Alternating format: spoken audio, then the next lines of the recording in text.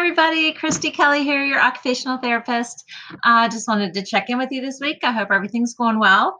I've got our activities this week. Hope you're excited. As usual, you can always start out with that balloon exercises, tapping it, keeping it up, passing it back and forth. Or if you have a small ball or a medium-sized ball at home, that's great too, to practice catching. See if he can catch without trapping it against his body. So that's always a great warm-up as well. So today, first off, I'm hoping that this works out. I'm hoping to send you the worksheet today. So hopefully I'm able to get your email from Miss Roberts, and I'm going to be emailing you the worksheet. Hopefully you have the ability to print it. If you don't, it's no big deal. You can see and kind of create it yourself, but I just thought I'd try to make it a little bit easier on you and have it all figured out for you, and hopefully you can print that off. So that's the start. If not, then you just need a piece of paper for that you'll kind of develop yourself. But hopefully you'll be able to print that off. So piece of paper. Today we're going to be using some straws, just basic straws. They can be plastic or paper. There's some really cute Valentine paper ones out there, but it can be any straws. I happen to have just the variety of colors, so that's what I'm going to use.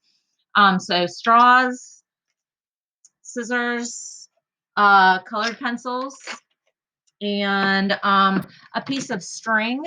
And you can either use a regular, I just have a piece of yarn, but if you don't have yarn, you can use a shoelace. Just pull a shoelace out of a shoe for a temporary use.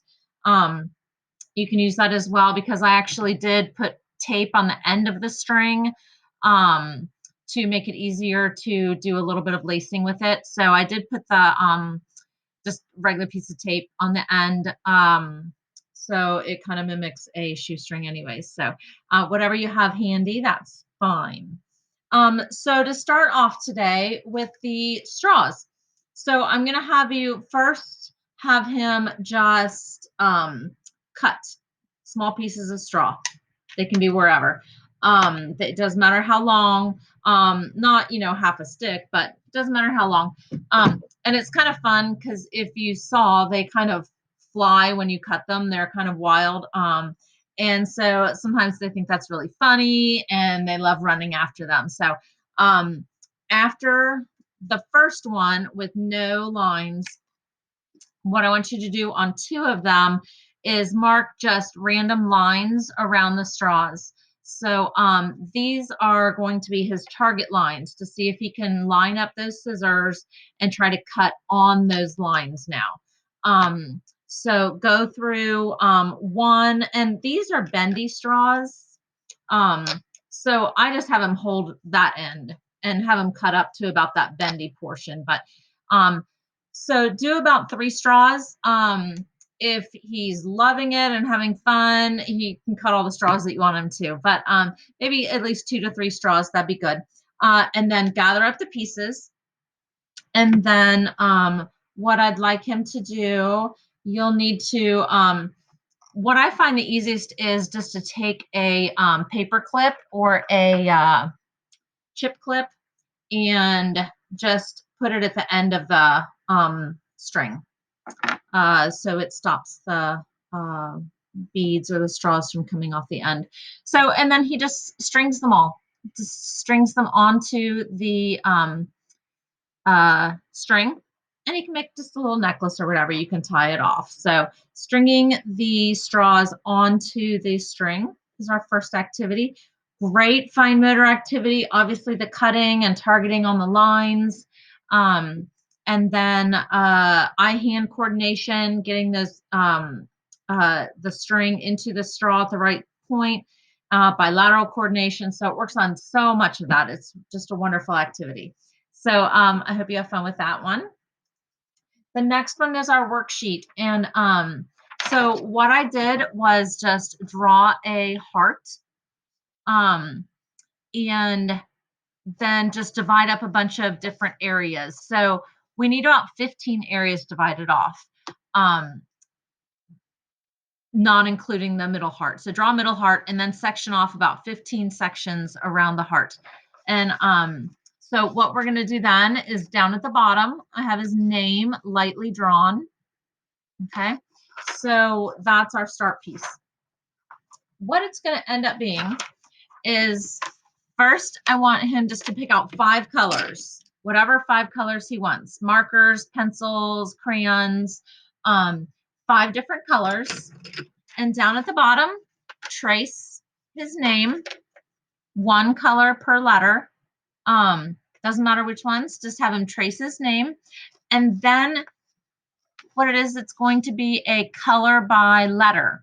So up at the top in each of the sections that you've created, there'll be 3 sections per letter. So there'll be 3 A's, 3 I's, and so on. So then he color coded whatever color he traced the A in.